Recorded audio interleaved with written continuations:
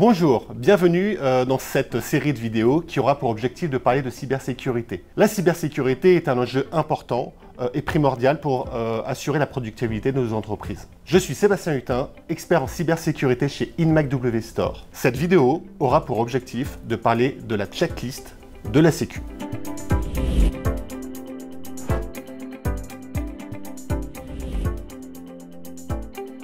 Aujourd'hui, je reçois Benoît, expert en cybersécurité chez Z. Bonjour. Bonjour Sébastien. Aujourd'hui, donc les entreprises, on entend parler au quotidien de cyberattaques. Nous avons juste à taper sur Internet, par exemple, cyberattaque, pour voir que nous avons plusieurs pages traitant de ce sujet. Je ne vous parlerai pas des dernières cyberattaques sur les centres hospitaliers ou des grands groupes américains qui ont fait les choux blancs, comme on dit, les choux gras. Aujourd'hui, justement, pour pouvoir se parer de tout cela, qu'est-ce qu'une entreprise doit faire pour préparer cette checklist de sécurité? C'est très important d'avoir une checklist et je dirais que dans le premier point de la checklist, je mettrais la sensibilisation de son COMEX, si on en a un, ou de son dirigeant d'entreprise, parce qu'il y a un budget à allouer à la cybersécurité, ce qui fait que si la direction ne prend pas à bras le corps cette problématique, eh bien on n'aura pas de moyens et on ne pourra pas aller plus loin. Aller plus loin, ça veut dire par exemple d'installer des technologies. Alors on n'empile pas les technologies, mais on installe différentes technologies que l'on maîtrise et que l'on supervise.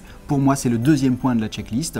Et si on veut aller encore plus loin et que l'on doit déléguer une partie de cette supervision, ce sont les services de sécurité, les services qui vont nous permettre de surveiller les activités au sein de notre système d'information, même si c'est juste une dizaine de postes, pour pouvoir réagir en cas d'attaque ou mieux aux prémices des attaques. Merci beaucoup Benoît. Si nous avions d'autres choses à rajouter, des points sur lesquels il ne faut surtout pas lésigner, ce seraient lesquels? On sait que les entreprises sont maintenant majoritairement en télétravail ou en travail hybride et que ceci ouvre de nombreuses portes aux cybercriminels pour pouvoir s'introduire dans le système d'information. Et donc je pense à la protection de la messagerie, des outils collaboratifs et je pense également aux données personnelles parce que nous, entreprises, avons des données personnelles, que ce soit sur nos salariés ou sur nos employés ou sur nos clients.